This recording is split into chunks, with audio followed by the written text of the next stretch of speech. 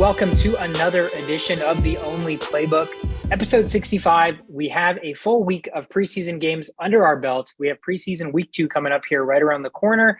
We're going to talk all about it. I got Sweetcar, myself, Shashot, all the way from New York, doing doctor things from the hospital. Probably bloody hands and everything, still hasn't even gotten sterilized or anything. And then Shovit was kind enough to give me his office, and you're in the bathroom on the pooper? Yeah. No, I'm in the living room, actually right below you. And so it's so awesome. You could be anywhere, but with the background filter, we have no idea where you're at. No idea. Shashot, how's the hospital? There's nothing sterile about any part of my body right now. Let's just say that.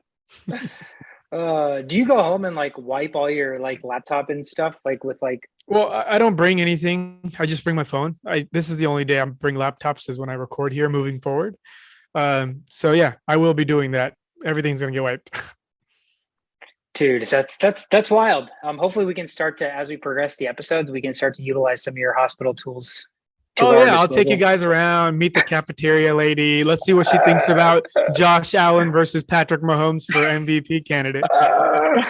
Oh man, I'm sure she's got the inside scoop, and if she does, we want to hear it. So thank you guys so much for tuning in to another episode. Let's kick things off with water cooler talk. With week 1 of the preseason under wraps, time for a little bit of overreaction. I know it's been 1 week of games, but there are some people that have stood out and are worth mentioning. Shovit, let's kick things off with your boy, George Pickens, coming onto the scene, making crazy catches in practice, made a crazy touchdown catch in the game, I believe, right? And Deonta Johnson called him a freak. So, a lot of good things happening there. Deonta Johnson assuming that leadership role that we talked about a couple episodes back by propping up his young guns that have, off the field issues. So a little love on his side as well. But George Pickens looks like the real deal. And I'm going to be probably the first person to eat my words. If, you guys remember me saying that I thought he's going to be a bust. But talk to me about George Pickens. A lot to be excited about from a Steelers standpoint. I mean, you already have Claypool. You've got Deonta Johnson, who just got paid, providing that mentorship to George Pickens. And he's going out there and making money plays. So the Steelers need all the help they can get with the quarterback depth that they have, and the wide receivers should come out and be able to assist them. So yeah, it's exciting stuff for Steelers. Yeah, I was reading a little bit more up on the Steelers wide receiver core, and I know Pickens is getting a lot of love, but flying under the radar and also doing a lot of great things. Calvin Austin, another rookie that they drafted in the 4th round. So this could be the Steelers are just becoming like the wide receiver school, like the wide receiver university. Where they've been the wide receiver school for decades. Yeah, no, absolutely. And it just never stops. Just when you think okay, the chapter's closed here, we have Deonta as our number 1 receiver and everybody else is kind of whatever. All of a sudden they draft 2 guys who seem like they can be immediate day 1 starting impact players. So Claypool might slowly just, fall off the depth chart and be, making TikToks full time. So it'll be interesting to see what his future holds. But again, the receiving core has got to make things easier for the quarterback room, which has a lot of uncertainty. So big things for George Pickens. I know, again, it's preseason week 1, but there are things that kind of just jump off the page in terms of, athleticism, playmaking ability and all that. And Pickens seems to have all that. His 1 touchdown pass reminded me a lot of Randy Moss, back of the end zone, over the shoulder, barely tip-tapping his 2-2s. Nope. It reminds me of Moss when he caught that touchdown against the Cowboys, where he literally had no space and he had to So, I mean, that's impressive. That stuff jumps off the page. So George Pickens, I'm sure, will be a name that we talk a lot more about as this season progresses, but coming out with the bang, as we like to call it. Hold on. There's another reason why George Pickens is the real deal. There's just this edge some receivers have, DK Metcalf gets talked shit on. He's a little sensitive, whatever, that's fine. You can be as sensitive as you want, but when you're on the field, you have to be a different beast. And I see that in George Pickens, which I do not see in DK Metcalf. Yeah, he embraces he's got that X factor. Yeah, and so, a lot of people made fun of him for the fact that he looked goofy during his draft night. And he embraces that. He'll go out and he'll even make fun of it and do it again. And so, he doesn't shy away from the shit talking. But, on the field, he's a beast, like you said. Confidence seems sky high. And with any sport, confidence is something that you need to succeed. So good for him. Let's see if he can keep the trend going and stay out of trouble. Another Steelers talk here. Rookie quarterbacks this week had, some pretty up and down play, but a lot of encouraging things I saw. Desmond Ritter, Malik Willis, Kenny Pickett, even Sam Howell. So Pickett, I think, as far as what I saw from him, his numbers looked great, but his average yards per attempt was 3.3 yards. So, box score doesn't tell the whole story there, but either way, it's still encouraging to see his first actual live game action. He was efficient. He completed a lot of passes. And so again, that's all you can really ask for. And then I think Tomlin came out and said he's moved up to number 2 on the depth chart. So if that's all it takes, then I know their quarterback room is not great. So it's not going to take a ton of great on the field stuff, but it's still encouraging with where he started with the offseason when it first started. Malik Willis, I thought he looked really, really good as well. Did a lot of good things with his legs, which we know he was capable of. His deep pass looked absolutely effortless, which, I think the comparison to Josh Allen is what was warranted there with his deep ball power. And then on top of that, his playmaking ability, right? So obviously he had some boneheaded plays. I think he got benched because there was an RPO play that he read the play, wide receiver was wide open, decided not to throw it, and then turned that into a 17-yard scramble. But Mike Vrabel wasn't having it. He was like, you didn't run the play correctly, so he got benched. So I think it's really exciting to see what he can do and how crazy it is that for 4 rounds, every single football team passed up on him. Like, I get not paying him in the first round because you have the 5th year and you have to pay him and he makes a little bit more money, but second round and third round, no team wanted him. So it's really interesting to see that he's in the 4th round, and the way he can make plays, I think, still warrants the risk of drafting him a little bit earlier. So it'll be interesting to see if the Titans struck gold there, but a lot to be encouraged by there. Sam Howell, I think, was a little bit under the radar. Sam Howell is backing up, Carson Wentz and Taylor Heineke, but I think there's a lot to be said that he should be able to take that number 2 spot. He looks really, really good in terms of being aggressive. He uses his legs a lot. That's one thing that he was known for in college. So I was impressed with that, just transitioning and translating over to the NFL right away.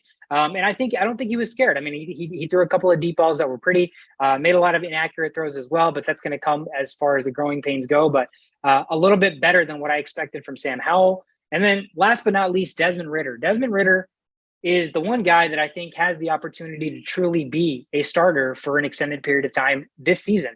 Marcus Mariota is the starting quarterback for the Atlanta Falcons. Desmond Ritter came in, looked like he belonged. He had some inaccurate throws. He had a throw that was like an easy, almost pick 6, but the guy dropped. But then again, his receivers also dropped like 3 or 4 passes that he made that were really good. So there was a lot to like. And I think the one biggest thing from Desmond Ritter that I like is something that we fault rookie quarterbacks a lot for, is scrambling, right? They scramble when there's not anybody open. They immediately turn on the jets and run.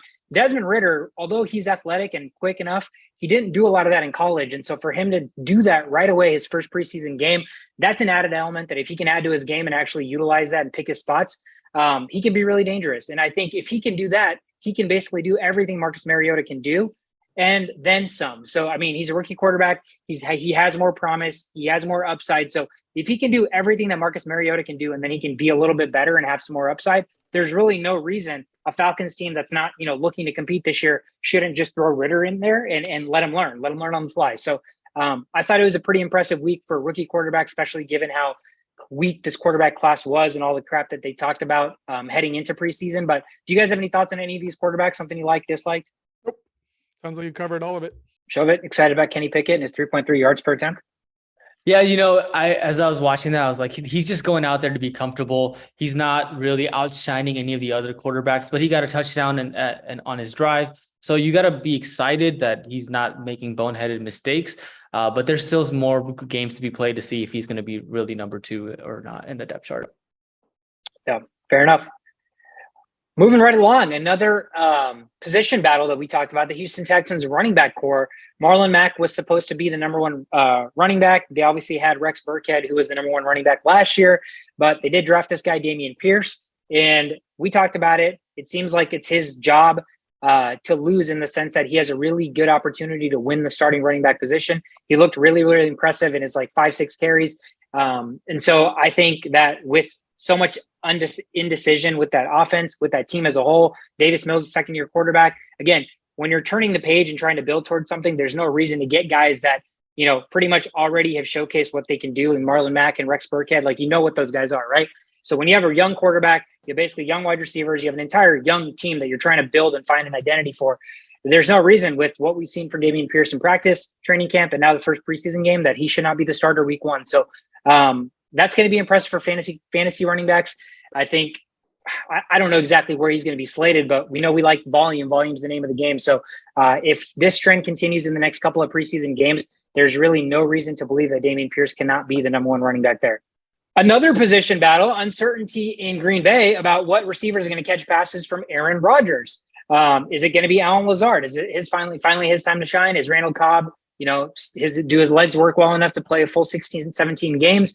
Omari Rogers was drafted a couple years ago, and he was kind of a no-show after being hurt. And we talked about Romeo Doubs. Sorry. It's not Doubs. It's not Dubs. It's actually Dobbs. It's spelled Doubs, but it's pronounced Dobbs. So Romeo Doubs, fourth round rookie wide receiver out of Nevada. He looks like the second coming of Devontae Adams. Keep in mind, this is overreaction, but there was a lot of things that he did really well that, fourth round receivers don't typically do.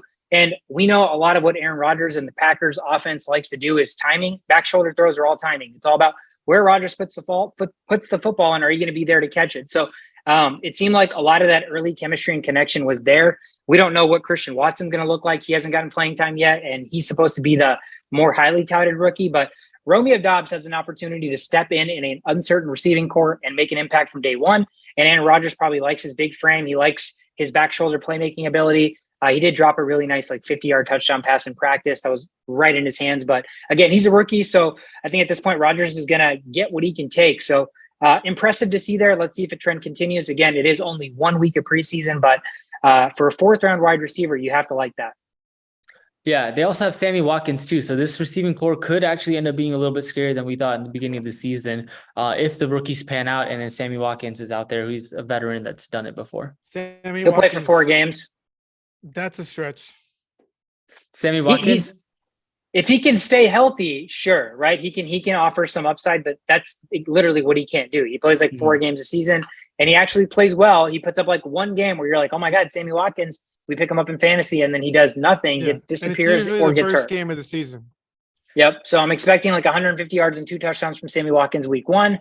Overreaction, people pick him up. And then by week 3, Sammy Watkins didn't practice, hamstring, sidelined, and then he doesn't play for the rest of the season. So the revolving door of Sammy Watkins' career, hopefully we're wrong. Hopefully because there's so many receivers now that Watkins can be used sporadically and in opportunistic times, I guess. But it's the one position in all of football for a team that, again, they're the team that, it's kind of playoff Super Bowl aspirations or bust in Green Bay, that somebody's going to have to step up in the receiving core, in the receiving room. And I think right now it's pretty much a toss up at who that's going to be. Everybody's kind of coming from different waves, but whoever that person's going to be, Aaron Rodgers is going to have to like you. So if Aaron Rodgers likes them, then Romeo Doubs so far seems like the biggest threat there.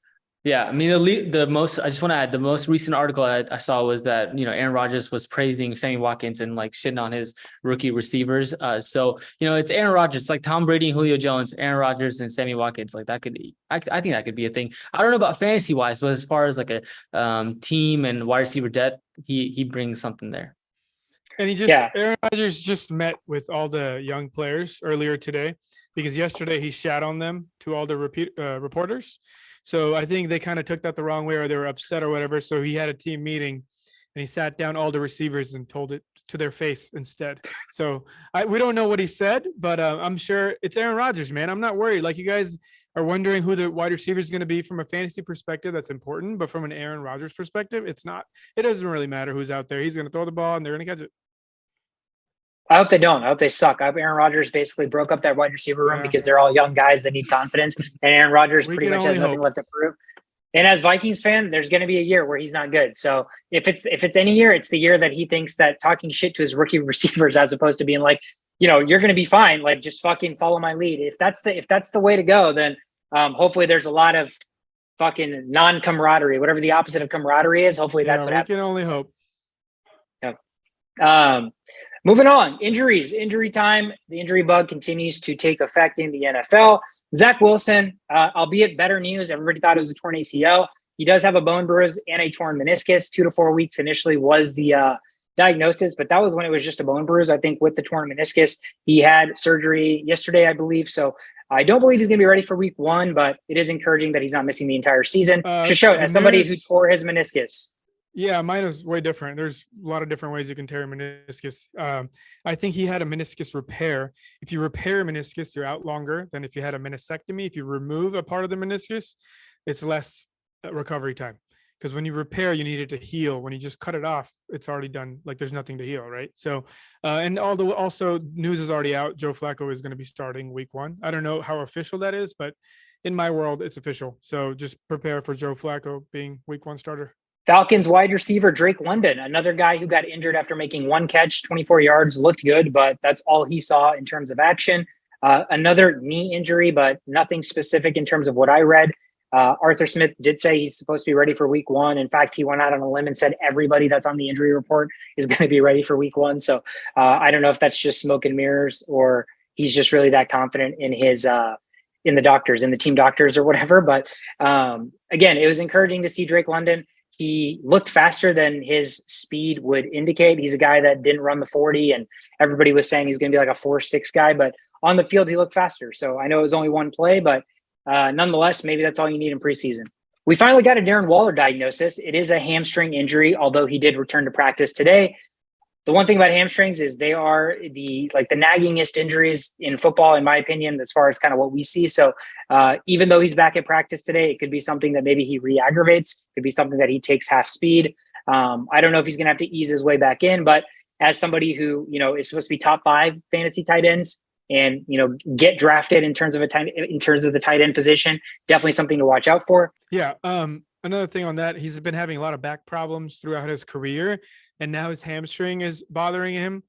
Hamstring is very much connected to the back as far as affecting one or the other. When you have back problems, a lot of the times people can develop hamstring problems. And if people have hamstring problems, a lot of the time it's due to like having back problems. So it's all in the back of your body, right? The hamstrings are on the back of your body. Your back is on the back of your body. So when one part is messed up, the other part of the chain tends to be hampered. So now both parts of the chain, his back has been bothering him in the past, and now his hamstring bothering him. This is a big red flag as far as drafting him at his current ADP. So if there's other players available that, that could change your whole team, I would lean towards that. I mean, I could eat my words. He could come back and take all of Devonta Adams' touchdown, but that's an L I'm willing to take because the injury history is not looking good. Yeah. Also, that just reminds me, that's why deadlifts are such a good workout, right? Because it works out your hammies and your back.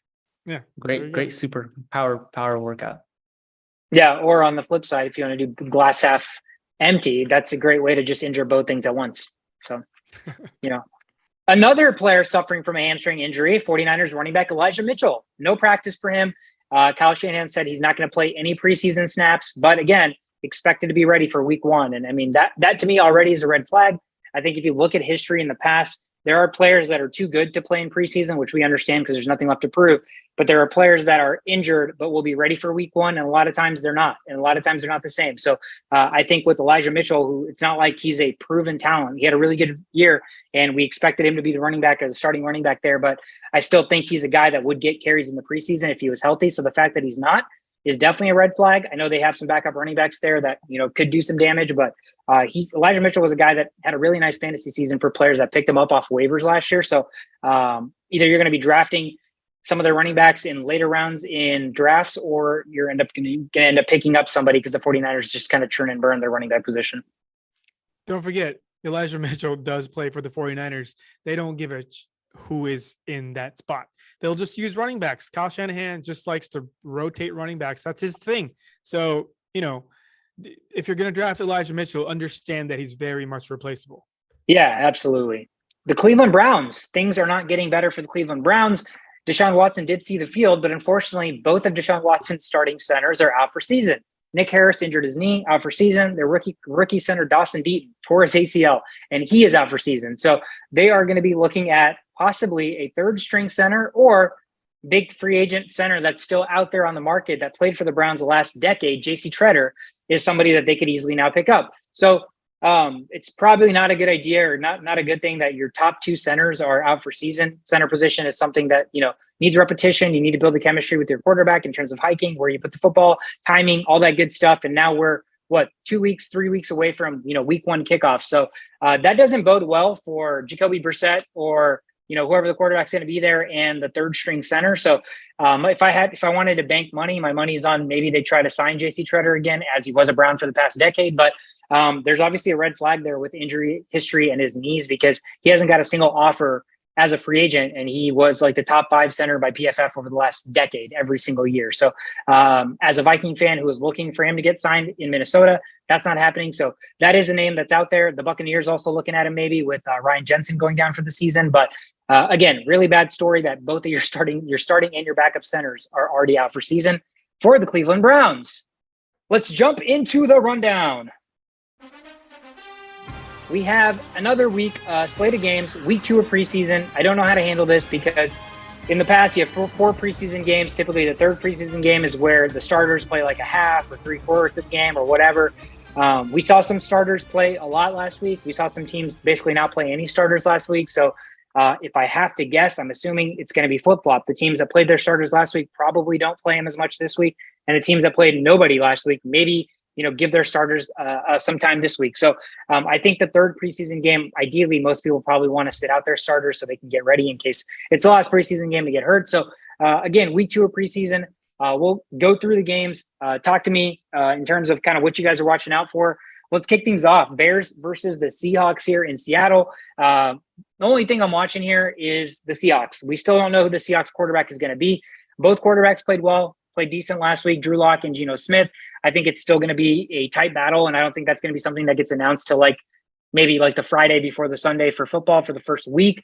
I think they're going to take that as far as they can go because really there's no definitive answer. There are rumors that maybe the Seahawks trade for Jimmy Garoppolo. I don't know if that's going to happen, but I think if that does happen, it's still so late into the training camp now that, how quickly can he learn the playbook and be ready for week 1. So I'm looking out to see if Drew Lock can win that starting position because, again, it's too far into Geno Smith's career that you know what you're going to get. But unfortunately, Drew Lock's career is, it's kind of been a shit show as well, although he's a lot younger. So maybe he has something left to prove. But that's going to be what I'm watching for in the Bears-Seahawks game. Bears, God, there's really not much to watch out for there. Justin Fields' progression, like anybody giving us a glimmer of optimism for that team who looks like they're destined to be a top 5 draft pick. So that's what I got for Bears-Seahawks. Show Panthers-Patriots. One thing I want to mention is things you look out for in preseason are not anywhere close to what you look out for in regular season. In regular season, you look at numbers, fantasy points, things like that. What you need to look at when you watch preseason games are more like timing, how many reps with what kind of plays is somebody getting, and things like that. So some of these players that I'm going to mention maybe did not look like they had a good week last week. But that's not what you look for. You look for how well they're adapting into their role. So let's start off by talking about the Panthers and the Patriots. There was a brawl. They practiced earlier this week, and there was a brawl between the Panthers and the Patriots. And I think CMC was kind of involved in a little bit of that brawl. He wasn't the one throwing punches, but he got kind of wrapped up into it. Hopefully his knee is fine. That's a joke. I don't think anything happened to his knee. But anyways, they got to play game now after that brawl. So look for future brawls. Unless you're on the Patriots side, then I assume Bill Belichick has already had a long talk with you. So over under on the brawls, probably just that one is all that's going to happen. But anyways, for what to look out for this game, Damien Harris and Stevenson, everybody likes to throw out, oh, who's got the new James White role? This whole James White role thing is going to be like it's going to be a thing for a while because he's James White. Not many people do what James White did. And it looks like Stevenson is taking that end. So if it's a PPR situation, Stevenson's looking like he's going to be getting more carries. And we're going to see how that plays out in this game. See if they run some plays that give us some hope that that is what's going to happen.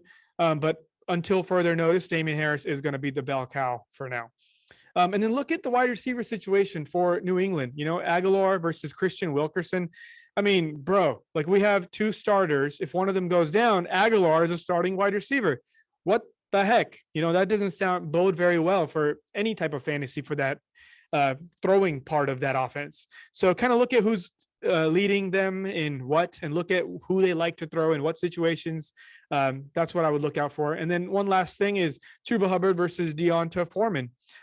Forman is new. He was the guy that they trusted in Tennessee to take over Derrick Henry role when Derrick Henry went down for the most part. But Tuba is a different player. So if CMC were to go down, Tuba is still most likely to take that lead. So let's see what happens when CMC is not playing, who they like to run in what situations. I'm still expecting Forman to run up the middle as much as possible and Tuba to get a little bit of screen action, some outside running. So let's see if that ends up what happens this game.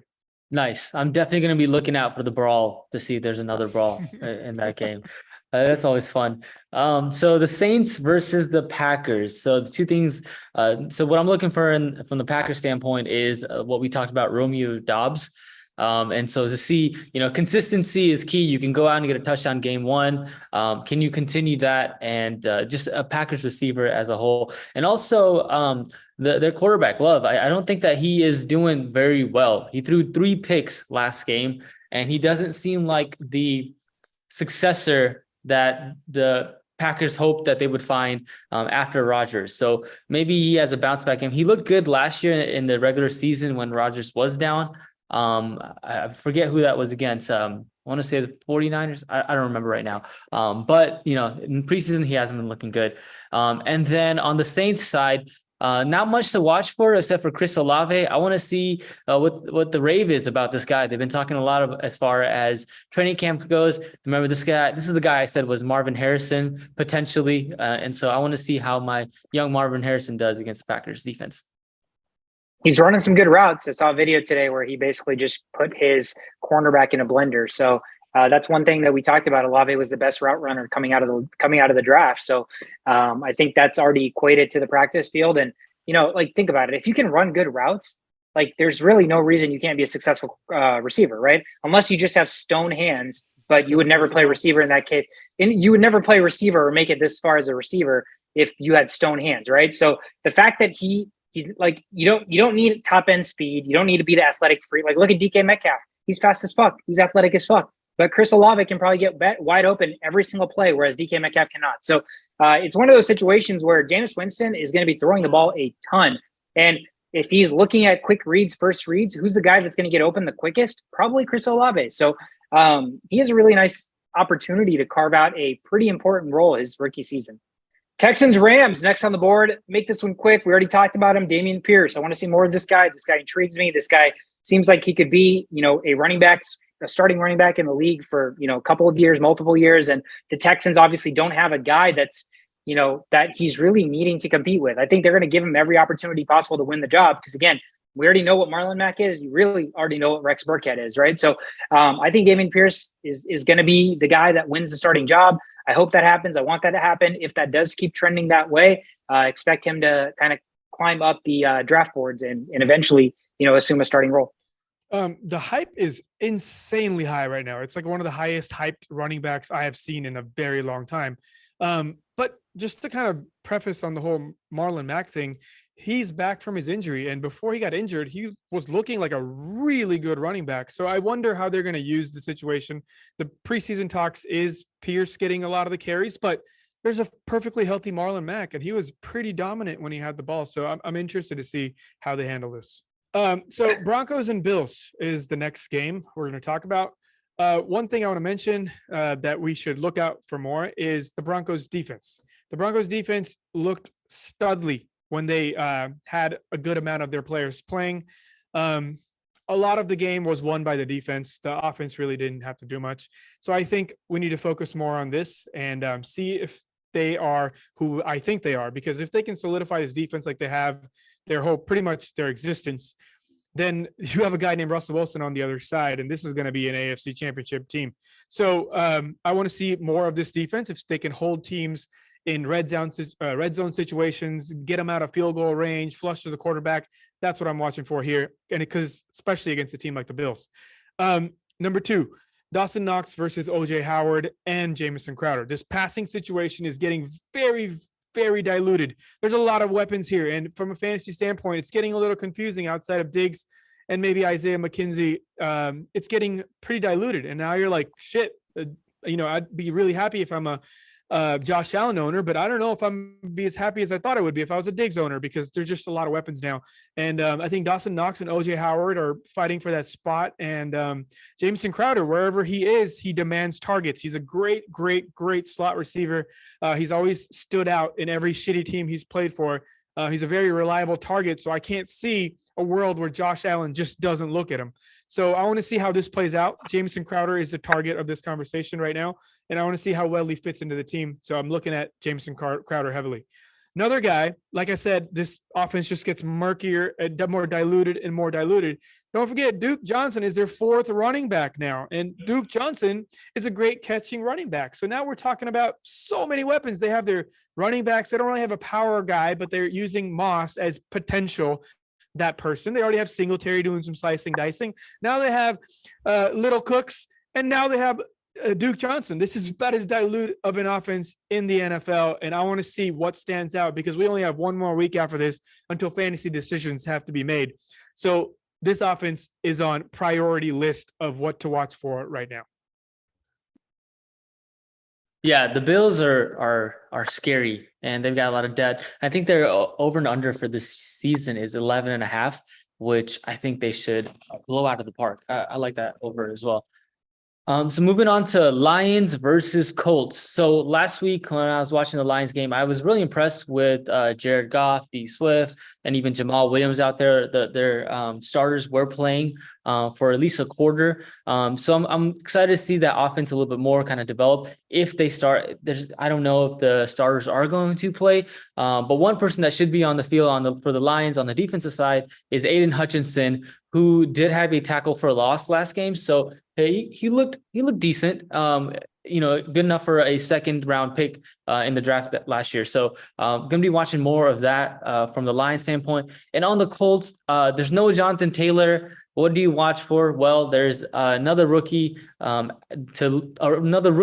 kind of keep an eye on, which is Alec Pierce. So training camp reports have been saying that Pittman and Pierce have been, just balling out, lights out. And so if Alec Pierce can be that number 2 guy, along with, Michael Pittman at 1, then, that'd be something to watch for because you have Matt Ryan and not Carson Wentz at the quarterback position. So look out for Alec Pierce. Yeah, Alec Pierce is a guy that we talked about, played with Desmond Ritter in Cincinnati as a receiver, but he had limited receiver, routes and options because they were a run first team and they played defense, right? So he was always running go routes, but he's a 4.4 guy, and I think he's like 6'3" or 6'4". So they're going to have some pretty big receivers on the outsides with Pierce and Pittman and with Jonathan Taylor and now Matt Ryan as an upgrade, obviously over Carson Wentz. It's a pretty scary offense under the radar a little bit. Commanders Chiefs for the Commanders. I think it's Sam Howell. Sam Howell intrigues me. Again, we know what Carson Wentz is, and he's just an overpaid, at best middle of the pack quarterback in the NFL, but his range of outcomes are so wide that, if he can win you a game here and there, he can absolutely also be the reason you lose a couple of games. And he was the reason they didn't beat the worst team in the NFL in the last week of the season to clinch a playoff spot. So I don't know if it gets any worse than that. So I don't really honestly know how a guy like Carson Wentz comes back from that. So I think this is every opportunity in the world for Sam Howell to be the guy. We know Taylor Heineke. He's not the guy. He tries hard. He works hard, but it's just not going to happen. Sam Howell is the X factor here and has the opportunity to actually be a quarterback and be an impact quarterback in the NFL. Because again, the one thing you like when you're a rookie is uncertainty and optimism and kind of seeing, I guess, what the future holds, right? When you don't know what you're going to get, it already builds intrigue. But when you already know what you have, you already know what you have. So Sam Howell is going to be kind of what I'm watching for the Chiefs. Chiefs have a really interesting situation here at running back. 7th round running back Isaiah Pacheco looks like Tyreek Hill. He literally looks like Tyreek Hill. He's wearing number 10. They're using him in all the gadget plays, and he's a 7th round running back playing with the first team offense. I don't know what that means for Clyde Edwards-Helaire, who was hurt, but when he was healthy, I thought he was pretty good. Ronald Jones seems like he's possibly going to get cut, which I didn't think I'd be saying that when they first picked him up. And they still have Jerick McKinnon. So it's a pretty deep receiving room or running back room. Sorry. But all of them can catch. So I know Mahomes is going to go ahead. I think they're running with all 4 of them. I think I heard some news. They're going to go with all 4 of them into the season. That's really rare. I haven't seen that happen very often, but that was what I heard last week because Pacheco is doing so well and they didn't expect him to do as well as he's doing. Yeah. And I think it's one of those things where they're surprised by Pacheco, but they don't know if it's sustainable, right? So they want to keep the safety blankets in the Ronald Jones and the Jerick McKinnons. But if I had to guess, I honestly think Ronald Jones is going to be the odd man out. I think Ronald Jones gives the least in that offense. So I don't know. I don't know. If I had to guess, I think Ronald Jones gets cut, but 4 running backs would be pretty deep. I mean, it means that out of their 53-man roster, they're going to have to like have a shortage in a different position. And again, do you really need 4 running backs? I don't know, but he is building some intrigue. But I don't know if you've seen any highlights of Pacheco. The guy literally moves like Tyreek Hill. Oh, yeah. So it's kind of there. nuts. It's kind of nuts. That's going to be kind of what I'm watching for from the Commanders Chiefs. Shishot? Okay.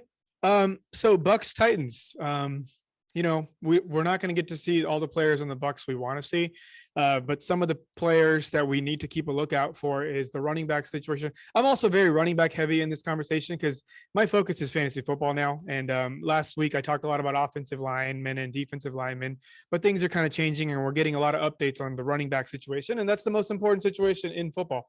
So that's what I'm going to focus on. Keyshawn Vaughan and Rachaad White. Rachaad White could, if he had the number 1 running back job on this offense and there was no other people behind him, he could easily end up as running back 1 at the end of this year. This man is good.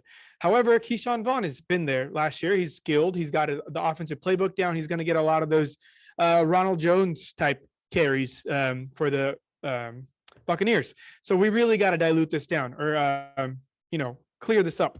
And I think this game right here, we'll get to see which one kind of has a leg up at this moment, because Rachaad White, if given the opportunity, he's on a lot of people's dynasty radar already. And I think if given the opportunity, he can take this, and this won't be a conversation. We're going to be talking in week 3, like, you guys heard about this Rachaad White guy? Because he's that good. So just keep an eye out for him. And with all the receivers hurt on this team, all 3 of their top, Julio Jones is perpetually hurt. I don't know what he's doing right now, but with Evans and what's his name? And Godwin, both hurt, they're not going to see the field for a while. And Tyler Johnson and Scotty Miller have the responsibility of potentially being wide receiver 1, which means they need to figure this shit out now. And I think with a guy like Cyril Grayson, I don't know if you guys have seen some of his highlights. He's pretty freaking good as well. So I think this game will tell us who the number 3 wide receiver going into the season will be. And I think it's a battle between those 3. And I think Scotty Miller's not going to take that role. He's got his role solidified. So Tyler Johnson and Cyril Grayson, we're going to have to see which one of these guys takes the wide receiver 3 role, because I'm using Julio Jones as like a Swiss Army guy. I'm not putting him as number 2, number 3. He's just going to float around and do what he has to do in certain situations. I think that's pretty good for now. Hassan Haskins was a 4th round running back drafted by the Titans, and Dontrell Hilliard, who was there last year, they decided to keep him rather than Forman. So Hassan Haskins, let's see what he's got. He's a 4th round running back, and we haven't really got to see much of him. So I want to see what he can do against this Buccaneers defense. Don't forget, they still do have Russell Gage, so I don't know where he fits into that equation with the receiving core. Yes, also injured. So yeah, there's a lot of things to go through. So next up, we've got Raiders versus Dolphins. Fun fact: so this is the first time they're meeting in preseason since they met last time, which was in Tokyo in August 3rd of 1991. I didn't even know the NFL extended as far. I never even heard of that. Tokyo. Yeah, I wasn't even born then. No, same. Yeah, it's 3 months before I was born. So it's kind of cool to know that. Wow. Yeah, look at that. It's actually it's August 3rd of 1991. So I was literally born December 3rd of 1991. So that's wild. It's crazy. I can't imagine what that was like watching a game in Tokyo. Probably not good, because have we seen a game in Tokyo since? No. What is this? Like 4 fans. Yeah, I bet nobody showed up. They're like, what is this bullshit? Yeah, they're like, if we want to watch offensive linemen, defensive linemen fight, we'll just watch sumo wrestling, right? Yeah. Sumo wrestlers would pancake the shit out of them, probably. Yeah.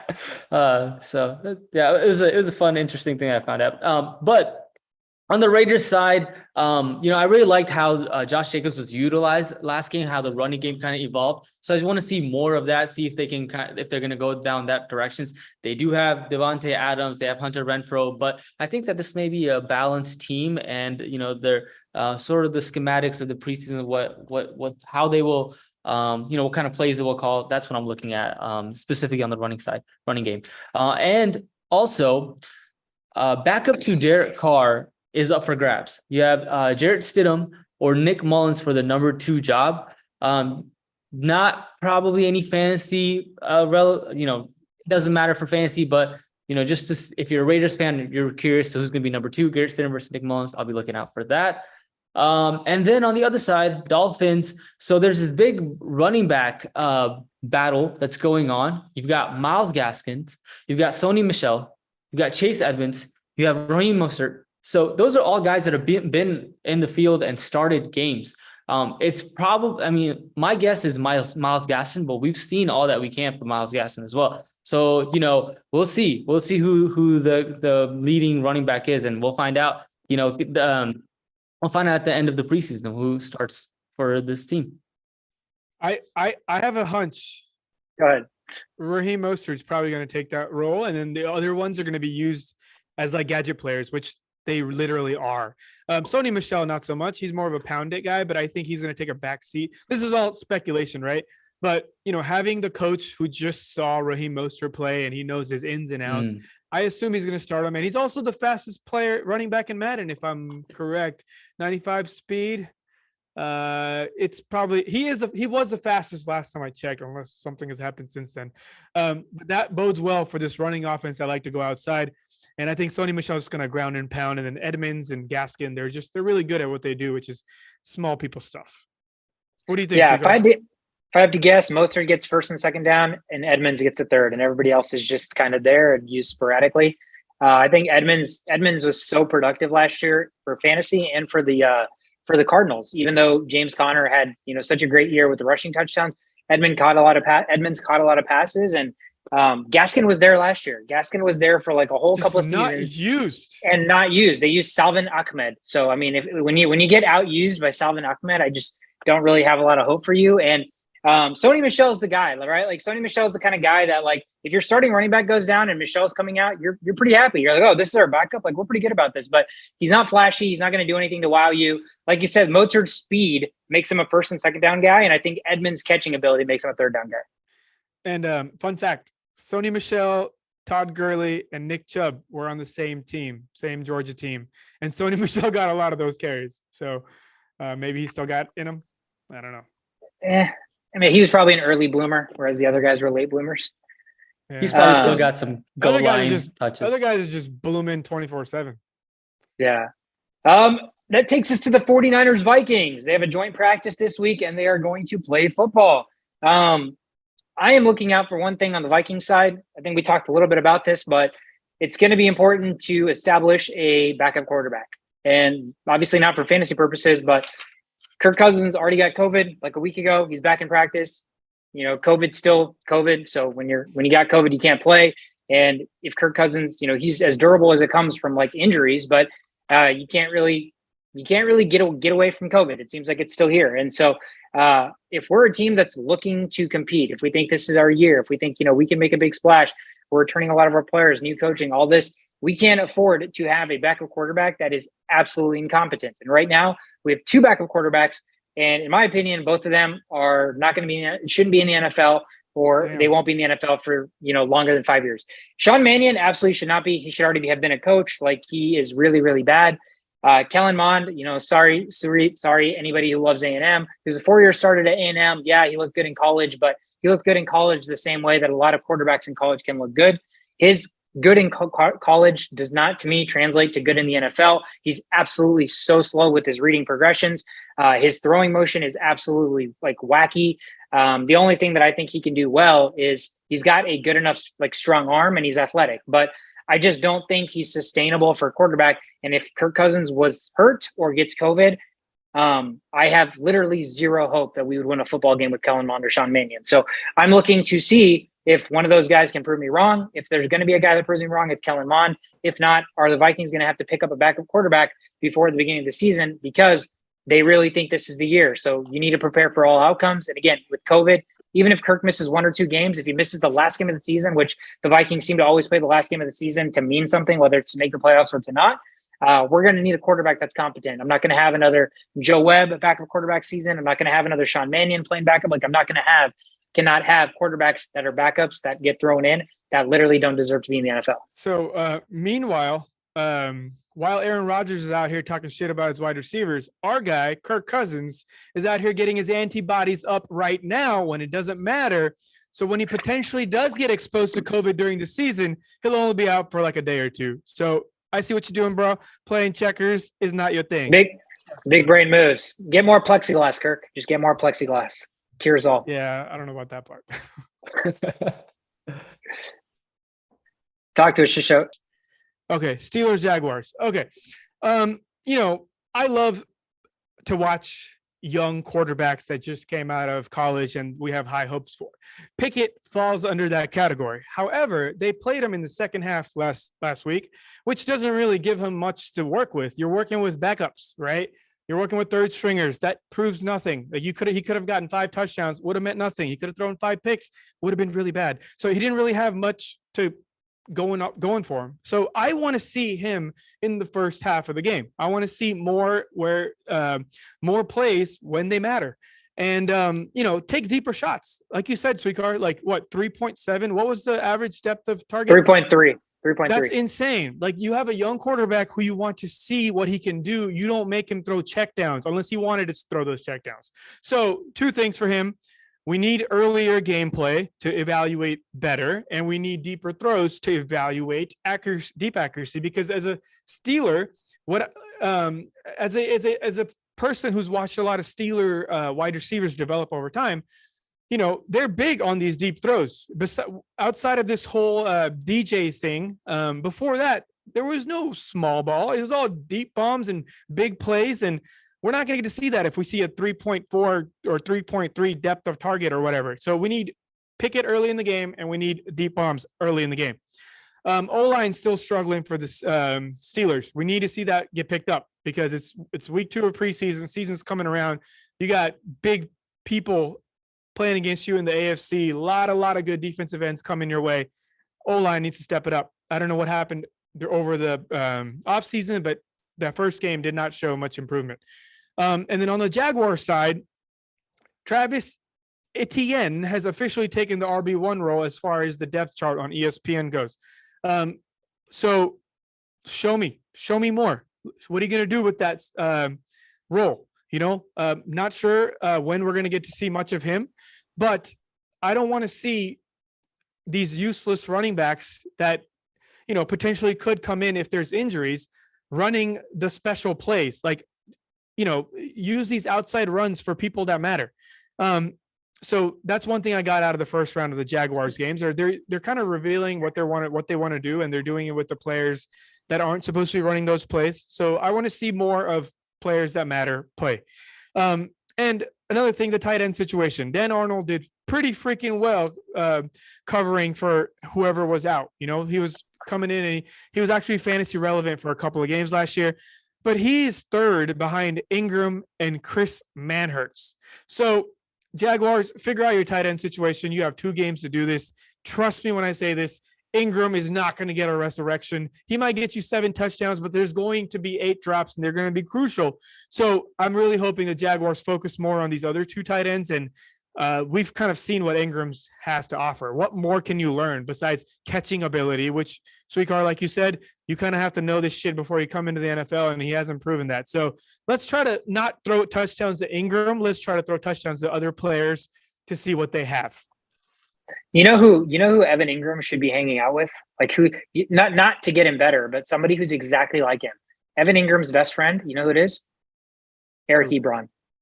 Eric Ebron and Evan Ingram should be best friends. Yeah, they should make a podcast. Yeah. They should, no hands. Look exactly. On no hands. That's going to be the intro. I'm going to DM them and be like, hey, guys, this is not a knock on you guys. This is actually a great podcast idea. You and Eric Ebron, look on no hands because you can't catch shit. So that was the first thing I was going to say. Second thing I was going to say is with these new like random players wearing random numbers, there's sometimes where a player wears a number and they look like either a lot bigger than they are or a lot smaller than they are. Yeah. Travis Etienne wearing the number 1, he looks tiny on the field. He's 5'10", but he's 215 pounds, right? So he's supposed to be like fucking strong and stocky. He looks so small. Every single time he got tackled, I was afraid he's going to get hurt. And that could have just been illusion because he wears the number 1 and it's all like slender looking. but dude, he Yeah. looks small. So go back and see if you, or watch this week and see if like I'm just crazy thinking that, or if you actually noticed that. But No, he no, no. looks small. Even with like Dalvin Cook wearing the 33, like I always saw Dalvin Cook as an agile guy, not a power runner, but that kind of saved him a little bit. And now with the 4, I'm watching practice and I'm like, oh shit, is this Jerick McKinnon right now? Because he looks so small. Dude, it's so weird. It's so weird. It's illusion. That's awesome. I was already excited because, the Steelers are playing the Jaguars. Now I'm even more excited because I need to see Travis Etienne and see how he looks. All right. Next up, we've got Cowboys versus Chargers.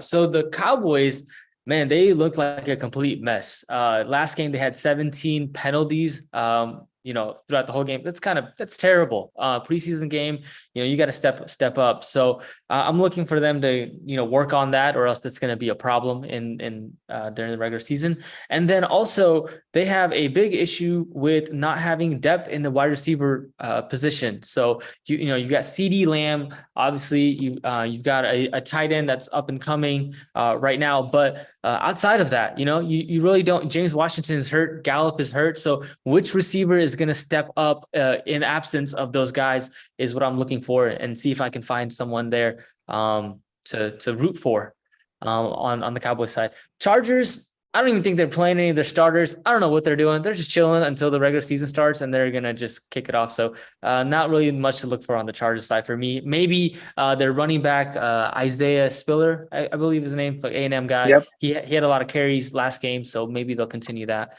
So that's outside of that. Yeah, there's really nothing to look forward to in that game. Something about the Chargers is so weird to me, right? They have such an appeal, right? Because of Justin Herbert. They have such an appeal because of Brandon Staley. Like Justin Herbert's like one of the top 3 in terms of odds to win MVP. Brandon Staley's like top 3 odds to win like Coach of the Year.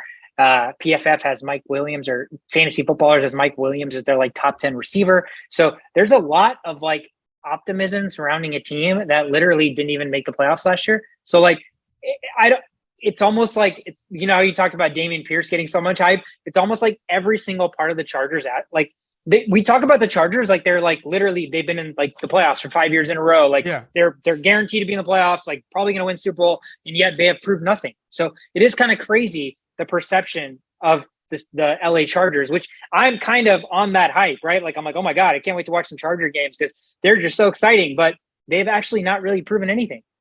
Yeah, this is the fun part about football for me. Like if you just, listen to what the people have to say and just kind of look at what happened last year and just go with that trend this year, it kind of takes the fun away, right? So like for me, I look at what changed and what the potential is for that team due to the change.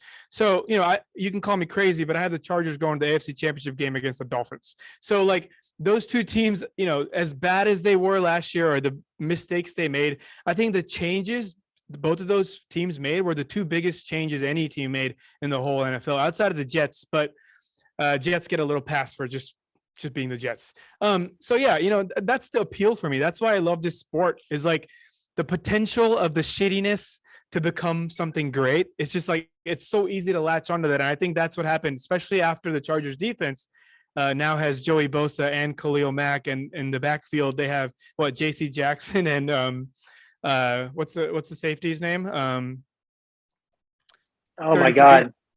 33. Derwin James. Derwin James. Like this is these are like 90 overall players all over the field. So yeah, the appeal is definitely there. And it's like, it's the fun factor. If I would put money on it, I probably wouldn't. If I was a betting man, I probably wouldn't put money on the Chargers. But from a fan perspective, like I am just so intrigued to see what the heck this team's going to do. I think the intrigue is on like all of AFC West though, right? Like the Dolphins, the Raiders, the Chargers, the Chiefs. I mean, all of these teams, like you could have a scenario theoretically where all teams make the playoffs. Yeah. But it's it's just interesting.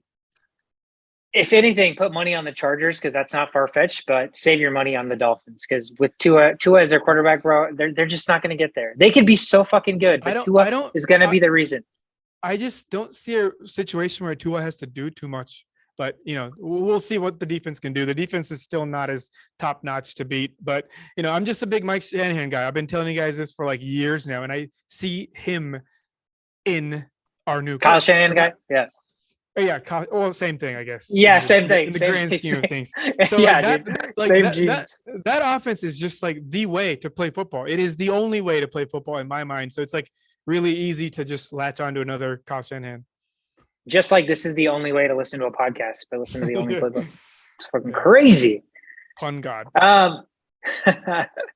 Eagles Browns. Eagles playing the Browns this week. Here's a fantasy and interesting storyline for you guys. We talked about Kareem Hunt, the contract situation, wants to be traded, whatever. If he gets traded, everybody's like, oh my God, Dearness Johnson is going to be the guy. He's going to be that guy.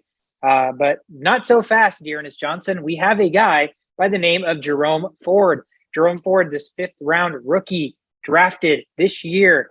This guy was amazing. First preseason game, he caught 5? I think he caught 4 passes and he rushed for, I think he had like 5 carries for, let me look this up real quick. I can pull it up very quickly, but Jerome Ford basically jumped onto the scene here, and I am kind of sold. I know it's super early. Cincinnati.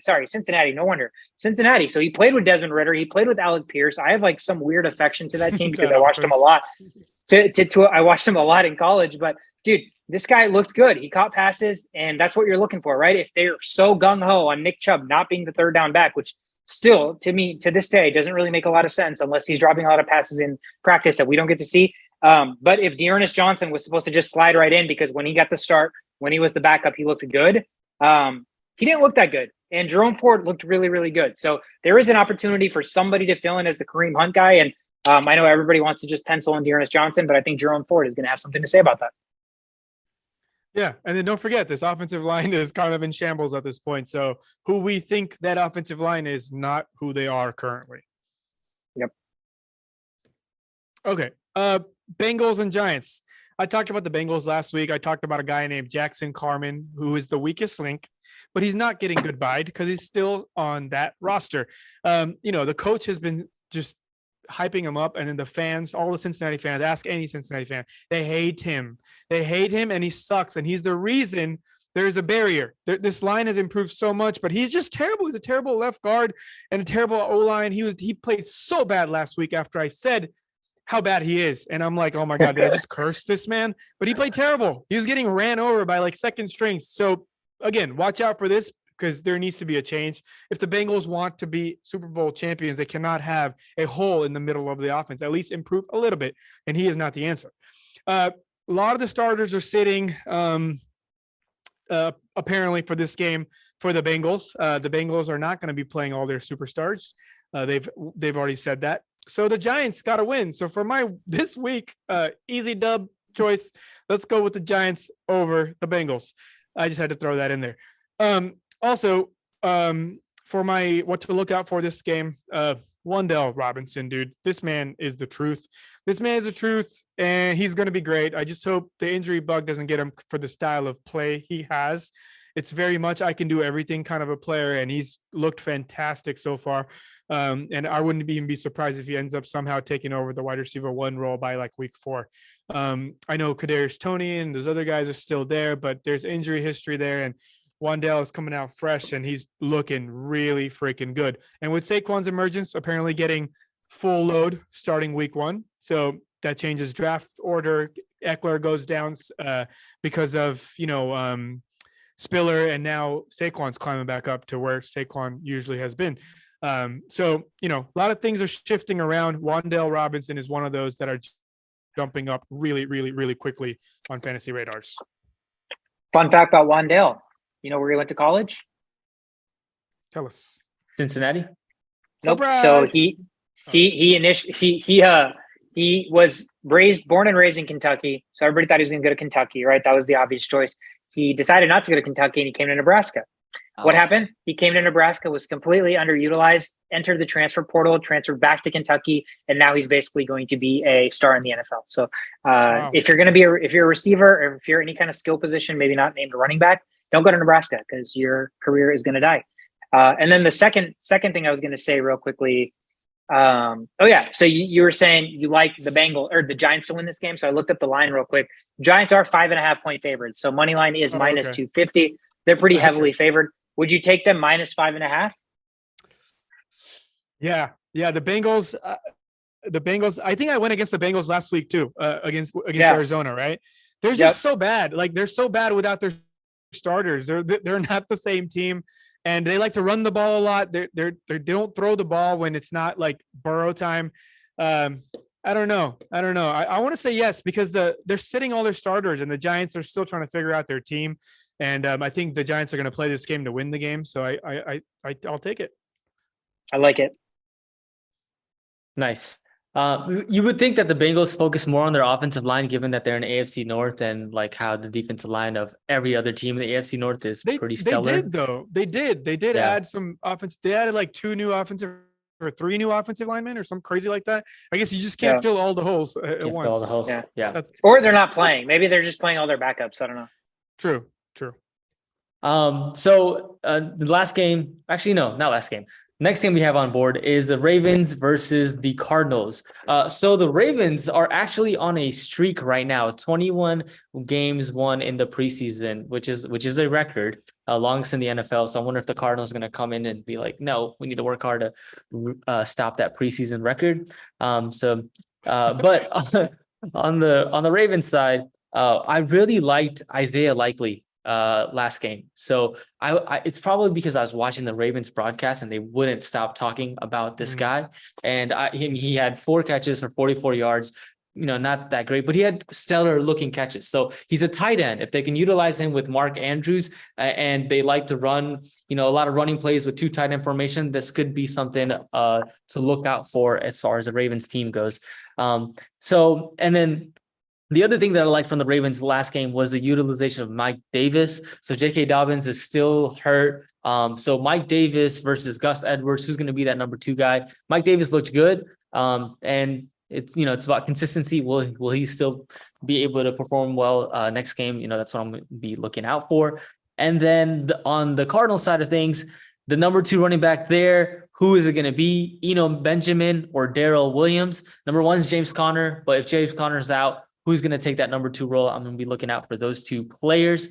And lastly, their rookie tight end that they drafted in the 2nd round, Trey McBride, is set to start and play, not start, but at least play in this game. So let's see what the hype was all about. Getting a tight end in the 2nd round is pretty bold, Cotton. So we'll see what that's all about. 2nd round, and I think it was their first draft pick of the NFL draft. I don't even think they had a 1st round pick because they traded him away for Hollywood Brown. So, right. That will be interesting. I don't think it's Benjamin. Again, Benjamin's a guy that's just been there, but hasn't done anything to win anything. So I think he's there. Darrell Williams, I'll always remember Darrell Williams. He'll always have a soft spot in my heart. That catch, that week alone, Darrell Williams won me that week. So he was a fantasy fucking horse whenever he was playing, and Clyde Edwards-Helaire was hurt. So good times, Darrell Williams. Hopefully you do well. Last game on the board, Falcons Jets, not a lot to be excited about. Joe Flacco probably doesn't need to see any preseason action as he's 50 years old. He's played a lot of games. So they're probably going to just start Mike White. Zach Wilson's obviously out. So I'm looking at, again, another quarterback. Quarterbacks are what I'm watching for. Show you running backs, me quarterbacks. Desmond Ritter. I want to see more Desmond Ritter. I was very impressed with how he looked. Again, his box score was weird because he didn't have the greatest completion percentage. He should have had an interception, but he also should have had like 5 passes that were completed that his receivers dropped. So that could be an issue for the Falcons, is that they really don't have a lot of receivers either. So I'm excited to see kind of what Desmond Ritter can do if he can continue to look comfortable in the pocket. That's hard to say. Like it's hard for a rookie quarterback to look comfortable. So I like that he looked comfortable, and I think that kind of shows his poise and his calm demeanor, which is what I really, really appreciated about him in Cincinnati. That's what I'm going to be watching for in that Falcons-Jets game. And that wraps up the rundown. Let's end things with Moneymaker. Moneymaker, Shisho, you already gave us a little bit preview with your Moneymaker pick here, taking the Giants over the Bengals. You're spot on in the sense that the Bengals don't play anybody, and their drop-off between like Joe Burrow and gang versus like nobody in gang seems very, very like huge. And the Giants, again, like last week, they still have all these receivers that they're trying to figure shit out with. So they're all going to play. Daniel Jones is still unproven, so I think he's going to play. And they use Saquon a lot because they need to get him back into like in-game form. So I think they have more incentive to play. So I do like that.